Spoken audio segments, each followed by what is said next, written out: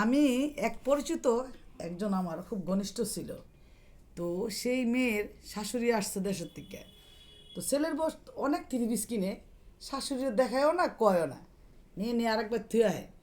তো আমি তালতলাতে একটা থ্রি পিস আনছি, আনার পরে এক মহিলা বাসায় থ্রি পিস নিয়ে আসে।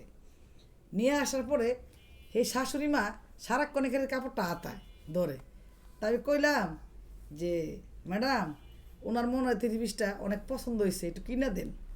ও না না না, বুড়ো মাসে কি থ্রি পিস দেওয়া যাবে না।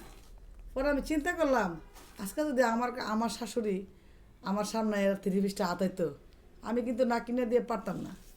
এখানেই তো আবার যে লেখাপড়া শিক্ষিত অনেক বিদ্যা বুদ্ধি জানা মেয়ে, কিন্তু তার শাশুড়িরে থ্রি পিসটা কিনে দিল না।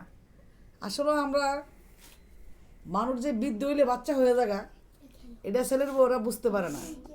অনেক সময় অল্পতে খুশি হয়, আবার অনেক সময় বেশি পাইও খুশি হয় না। বুঝছেন বন্ধুরা?